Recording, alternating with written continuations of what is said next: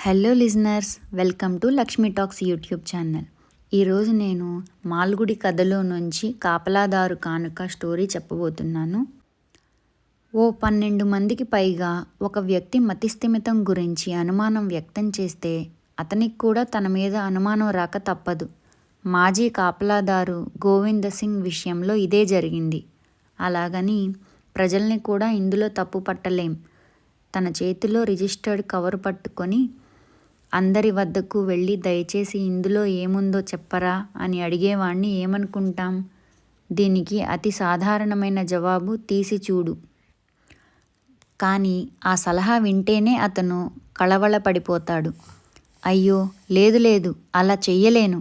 మళ్ళీ మరో వ్యక్తి వద్దకు ఇదే ప్రశ్నతో వెళ్తాడు. అందరూ అదే సలహా ఇవ్వడంతో అందరూ మతి కోల్పోయినట్లు అతను నిర్ధారించారు. చివరకు ఒకతను అంతగా చూడ్డం ఇష్టం లేక అయినా లోపలేముందో తెలుసుకోవాలంటే ఎక్స్రే కేంద్రానికి వెళ్ళు అని చెప్పాడు. ఈ చెప్పినతను పక్క వీధిలో కాంపౌండర్గా లోగడ పనిచేశాడు. అంటే ఏమిటి అడిగాడు గోవింద్ సింగ్. అతను వివరించాడు. ఎక్కడుంది అని అడిగాడు. నగరంలోని ఎక్స్రేకి దారి చూపించాడు అతను. ఈ కథలో ఇంకా ముందుకు వెళ్లే ముందు గోవింద సింగ్ చరిత్రలోకి ఒకసారి వెళ్ళాలి. 1914 నుంచి 1918లో యుద్ధంలో పనిచేసిన తర్వాత అతన్ని ఎన్గ్లాడియాలో గేటు వద్ద కాపలాదారుగా ఎవరో సిఫారసు చేశారు. ఆ ఉద్యోగం చాలా నచ్చింది అతనికి. కాకి యూనిఫామ్, చేతిలో కర్ర. ఆ కర్రను గట్టిగా పట్టుకొని ఆఫీసు బయట స్టూలు మీద కూర్చునేవాడు. అధికారి కారులోంచి దిగగానే లేచి నుంచొని సైనికుడి తరహాలో వందనం చేసి నుంచునేవాడు. ఈ ఆఫీసులో 100 మందికి పైగా పనిచేసేవారు. వారందరి రాకపోకలు అతని దృష్టిని దాటిపోయేవి కావు. పనివేళలు ముగిసేసరికి ముందు జనరల్ మేనేజర్ వచ్చేవాడు. సింగ్ అటెన్షన్లో నిలబడి ఉండేవాడు. అతను వెళ్ళిపోయిన తర్వాత తక్కిన సిబ్బంది అంతా వచ్చేవాళ్ళు. తర్వాత తలుపులు మూసేవాడు. తన స్టూల్ లోపల మెట్ల కిందికి తీసుకువెళ్ళి పెట్టి దానిమీద తన కర్రను పడుకోబెట్టేవాడు. తర్వాత తను బయటకు రాగానే ప్రధాన ద్వారం తాళం వేసి సీలు వేసేవాడు. ఇలా 25 ఏళ్లు గడిపాడు. తర్వాత పింఛనిచ్చి పంపించమని కోరాడు. పదవీ విరమణ చేయాలని అతనికి లేకపోయినా తన వినికిడి, చూపు దెబ్బతిన్నాయని గ్రహించాడు. మేనేజరు అడుగు చప్పుడు వినిపించడం మానేసింది. 10 అడుగుల దూరం నుంచి కూడా అతన్ని గుర్తుపట్టలేకపోయేవాడు. అందుకే పింఛను అడిగాడు. అధికారి అతన్ని గదిలోకి పిలిచి, నువ్వు మా సంస్థకు చేసిన సేవకు మేమెంతో ఆనందిస్తున్నాం. అందుకే నీకు జీవితాంతం 12 రూపాయల పింఛను ఇస్తామన్నాడు. సింగ్ సైనికుడిలా అభివందనం చేసి మనసంతా కృతజ్ఞతతో, గర్వంతో నిండిపోగా బయటకు వెళ్ళిపోయాడు. ఆ మహానుభావుడు తనతో మాట్లాడడం ఇది రెండోసారి. తొలిసారి తను సర్వీసులో చేరినప్పుడు. ఆ రోజు తను నించుని ఉండగా ఆయన వచ్చి నువ్వెవరు అని అడిగాడు. నేను కొత్త గేటు కాపలాదారుని సార్ అని చెప్పాడు. మళ్ళీ తనతో మాట్లాడడం ఇవాళే. ఇంత తక్కువే మాట్లాడినా ఆయన వాక్కులతో తనలో విద్యుత్ తరంగాలు ప్రసరించినట్లు భావించాడు సింగ్. సింగ్ ఉద్దేశంలో తన అధికారి దేవుడే. మరి దేవుడు జీవితంలో 1-2 సార్లు మాత్రమే మాట్లాడతాడు కదా. ఆయన మాట్లాడిన ఈ కొద్ది మాటలను అతను చాలాసార్లు మననం చేసుకునేవాడు. అలా అతని జీవితం సాఫీగా గడిచిపోతోంది. అతని పింఛనుతో పాటు భార్య 2 ఇళ్లలో చేసే పాచిపని ద్వారా వచ్చే డబ్బులు అతనికి సరిపోయేవి. భోజనం చేసి బయటకు వెళ్ళడం, స్నేహితులతో గడపడం, కాసేపు పడుకోవడం, కొన్ని సాయంత్రాలు తన బంధువు నడిపే సిగరెట్టు దుకాణంలో కూర్చోవడం. ఇది అతని జీవితం. ప్రతి నెల 1వ తారీఖున మాత్రం పాత ఖాకీ దుస్తులు వేసుకొని తన కార్యాలయానికి వెళ్ళి అకౌంటెంట్కి నమస్కరించి తన పింఛను తెచ్చుకుంటాడు. ఒక్కోసారి అది ఆఫీసు మూసేవేళ అయితే వీధి పక్కన నుంచొని జనరల్ మేనేజర్ కిందికి రాగానే అతను కారు ఎక్కే ముందు సలాం చేస్తాడు. ఇలా అతని జీవితంలో చాలా సమయం ఖాళీ ఉండేది.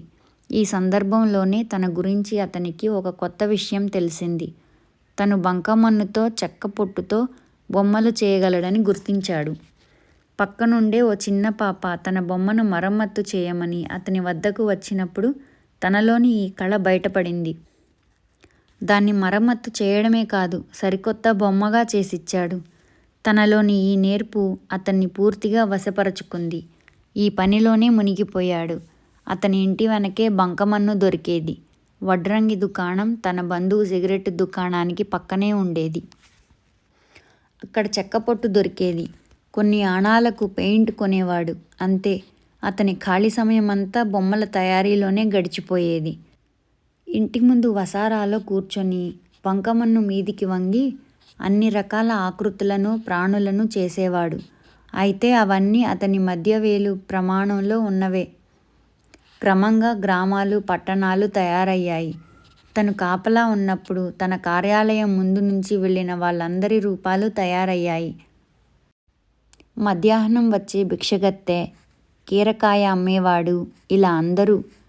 మనుషుల ముఖాలు వేసేటప్పుడు అతనిలోని కార్టూనిస్టు మేలుకునేవాడు. అవన్నీ అతని బంకమన్నులో రూపుదిద్దుకున్నాయి.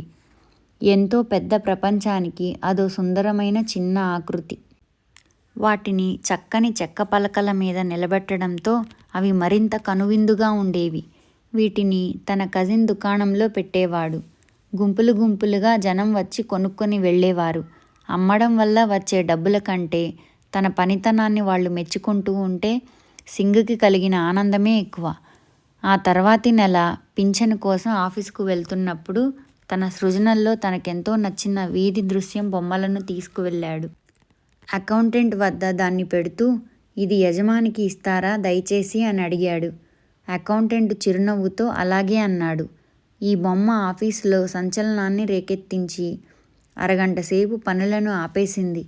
తర్వాత నెల పింఛను రోజున మరో బొమ్మ తీసుకువెళ్ళి యజమానికి క్రితంసారి నేను ఇచ్చిన బొమ్మ నచ్చిందా అడిగాడు. నచ్చింది, అయితే ఇది కూడా ఇవ్వండి అని వాళ్ళ ముందుంచాడు. అలా ప్రతి పింఛన్ రోజున తన యజమానికి ఏదో ఒకటి తీసుకువెళ్ళడం, అకౌంటెంట్ను సార్ ఏమన్నారు అని అడగడం, అతను చాలా బాగుందని అన్నారని చెప్పడం మామూలైపోయింది. ఎట్టకేలకు తన ప్రతిభను సంపూర్ణంగా ఆవిష్కరించే అద్భుత దృశ్యాన్ని తయారు చేశాడు. అది తన ఆఫీసు బొమ్మ. తను బయట నించున్నాడు. ప్రవేశం ద్వారం వద్ద కారుంది. యజమాని కారులోంచి దిగుతున్నాడు. ఈ దృశ్యం ఎంత వాస్తవికంగా తయారయిందంటే అతనికి తన ఆఫీసు రోజులు మళ్ళీ గుర్తుకొచ్చాయి. దీన్ని పింఛను రోజున ఆఫీసులో చూపించేసరికి అది సంచలనం సృష్టించింది. అరే, నీ బొమ్మ కూడా చేయడం మర్చిపోలేదన్నమాట నువ్వు, అందరూ ఆనందంతో అన్నారు. అతనికేసి ప్రశంసాపూర్వకంగా చూశారు. అకస్మాత్తుగా సింగుకు భయం వేసింది. సార్కి నా మీద కోపం రాదు కదా అన్నాడు. అబ్బే, లేదు లేదు, కోపం ఎందుకు అన్నాడు అకౌంటెంట్. సింగ్ తన పింఛన్ తీసుకొని వెళ్ళిపోయాడు. వారం రోజుల తర్వాత అతను వీధి అరుగు మీద కూర్చొని బంకమన్ను పిసుకుతూ ఉండగా పోస్ట్ మ్యాన్ వచ్చాడు. నీకొక రిజిస్టర్డ్ ఉత్తరం ఉంది అంటూ. నాకా? ఆశ్చర్యపోయాడు సింగ్. జీవితం మొత్తం మీద అతనికి వచ్చినవి 3 ఉత్తరాలు. అన్నిటిలోనూ తనను బాధపెట్టే విషయాలే. ఇక ఇప్పుడు రిజిస్టర్డ్ ఉత్తరమా?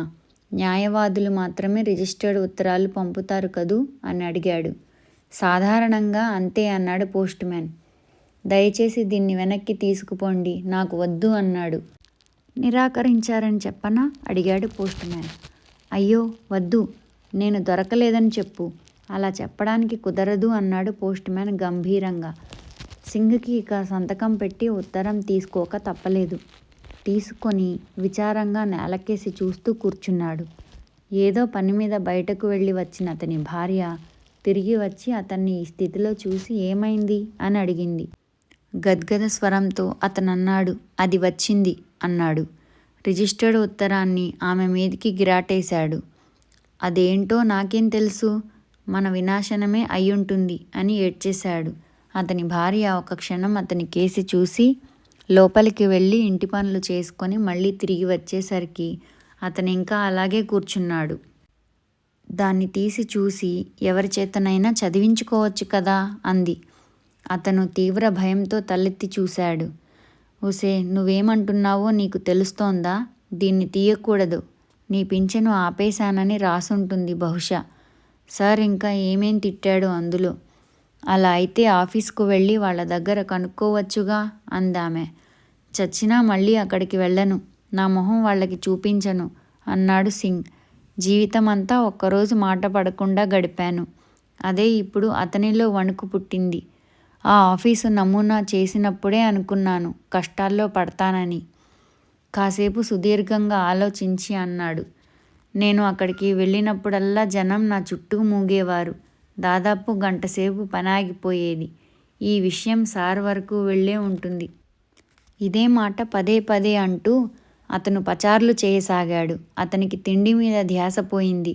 శుచి శుభ్రం పోయాయి. జుట్టు సరిగ్గా దువ్వుకోవడం మానేశాడు. ఎంతో శుభ్రంగా నీటుగా ముస్తాబయ్యే మనిషి ఇప్పుడిలా కనిపించడం అందర్నీ ఆశ్చర్యపరిచింది. అతని భార్యకు మనశ్శాంతి నశించింది. అతని గురించి బాధ ఎక్కువయింది. అతను ప్రతి జంక్షన్ దగ్గర నిలబడి ఈ ఉత్తరంలో ఏముందో చెప్తారా అని అడగడం మొదలుపెట్టాడు. తీసి చూడొచ్చు కదా అన్న సలహా మాత్రం వినేవాడు కాదు. అలా సింగ్ రేస్ కోర్సు రోడ్డు మీద ఉన్న సిటీ ఎక్స్రే కేంద్రానికి వచ్చాడు. అందులో అడుగు పెడుతూ ఉండగానే ఎన్నో కార్లు ఉన్నట్టు గమనించాడు. గేటే దగ్గర ఒక గూర్ఖా వాచ్మెన్ ఉన్నాడు. కొందరు సోఫాల్లో కూర్చొని పుస్తకాలు పత్రికలు చదువుతున్నారు. వాళ్ళు అతని కేసి ఓ మారు చూసి తిరిగి చదువుకోవడంలో నిమగ్నమయ్యారు. సింగ్ అనిశ్చితంగా తలుపు వద్ద నిలబడ్డం చూసి ఒక అసిస్టెంట్ వచ్చి ఏం కావాలి అని అడిగాడు. సింగ్ అతనికి సెల్యూట్ చేసి ఉత్తరాన్ని ఎత్తి చూపి ఇందులో ఏముందో చెప్తారా అని అడిగాడు. అసిస్టెంట్ కూడా అందరిలాగే తెరిచి చూడమన్నాడు. కానీ సింగ్ ఇలా జవాబిచ్చాడు. అందరూ చెప్పారు, మీరు దీన్ని తెరవకుండానే అందులో ఏముందో చెప్పగలరని. అతను సింగ్ని నువ్వెక్కడ్నుంచొచ్చావు అని అడిగాడు. సింగ్ తన జీవితం, ఉద్యోగం, పనులు అన్నీ చెప్పి జీవితాంతం ఒక్క మాట పడకుండా బతికాను. ఇక కష్టాలు తప్పవని అనుకుంటూనే ఉన్నాను. అతని చెంపల మీద కన్నీరు. అసిస్టెంట్ అతని కేసి అంతకుముందు ఎందరో చూసినట్లుగా కుతూహలంగా చూశాడు. తర్వాత చిన్నగా నవ్వి, ఇంటికి వెళ్ళి విశ్రాంతి తీసుకో. నీ మానసిక స్థితి సరిగ్గా లేదు. వెళ్ళు, ఇంటికి వెళ్ళు అన్నాడు. ఇందులో ఏముందో నాకు చెప్పలేరా అడిగాడు సింగ్. అసిస్టెంట్ దాన్ని చేతిలోకి తీసుకొని తెరచి చూడనా అడిగాడు. వద్దు వద్దు అంటూ సింగ్ అతని చేతుల్లోంచి లాక్కున్నాడు. అతని కళ్ళలో విపరీతమైన భయం. అక్కడున్న వాళ్ళందరూ తమ పత్రికల నుంచి తలలెత్తి అతని కేసి చూశారు. అందరి కళ్ళలోనూ కొద్దిపాటి ఎగతాళి. అసిస్టెంట్ దయగా అతని భుజం మీద చెయ్యి వేసి బయటకు తీసుకెళ్ళాడు. ముందు నువ్వు నయమవ్వు, తర్వాత ఇక్కడికి రా. నేను చెప్తున్నానుగా, నీ పరిస్థితి బాగాలేదు అన్నాడు. సింగ్ వెనక్కి తిరిగి నడుస్తూ ఆలోచించాడు. అందరూ ఎందుకు నేనేదో పిచ్చివాణ్ణన్నట్టుగా ప్రవర్తిస్తున్నారు? ఆ పదం తోచగానే రోడ్డు మధ్య నిలబడిపోయాడు. అది సంగతి. పిచ్చి పిచ్చి అన్నాడు. ఏదో గొప్ప సత్యం తనకు అవగతమైనట్టు. జనమంతా తన కేసి విసిరిన చూపుల తాత్పర్యం ఇప్పుడు అర్థమైంది. అతనికి ఓ అని అరిచాడు. గట్టిగా నవ్వాడు. అది తెలుసుకునేసరికి అతనికి ఏదో నిశ్చింత అనిపించింది. నేను పిచ్చివాణ్ణయ్యాను, కానీ ఇంతవరకు తెలియలేదు అనుకున్నాడు. గతం గుర్తు తెచ్చుకున్నాడు. తను ఇటీవల చేసిన ప్రతి పని పిచ్చివాడు చేసేవే. ముఖ్యంగా బొమ్మలు చేయడం. ప్రభుత్వ కార్యాలయంలో 25 ఏళ్లుగా బుద్ధిగా ఉద్యోగం చేసిన వ్యక్తి బంకమన్నుతో బొమ్మలు చేయడం పిచ్చికాక మరేమిటి అనుకున్నాడు. అలా అనుకునేసరికి అతనికి అమితమైన స్వేచ్ఛ లభించినట్లయింది. మామూలు మనిషిలా నడవాలనిపించలేదు. గాల్లో ఎగరాలని ఉంది. గాల్లోకి చేతులు ఊపుతూ గెంతడం ప్రారంభించాడు. మార్కెట్ రోడ్లో పరిగెత్తాడు. జనమంతా చూస్తుండగా అరిచాడు. హే, పిచ్చివాణ్ణి చూసి నవ్వకండి. మీరు కూడా బంకమన్ను బొమ్మలు చేయడం మొదలెడితే మీరు పిచ్చివాళ్ళవుతారు అంటూ యుద్ధ నినాదం చేస్తున్నట్టు అరుస్తూ అందరి మధ్యకు వెళ్ళాడు. స్కూళ్ళ నుంచి బయటకు వస్తున్న పిల్లలను చూసి వాళ్ళ సరదా కోసం పులిలా ప్రవర్తిస్తే బాగుంటుందని గర్జిస్తూ చేతుల మీద పాకుతూ వెళ్ళాడు. ఘోరమైన పరిస్థితిలో ఇంటికి వెళ్ళాడు.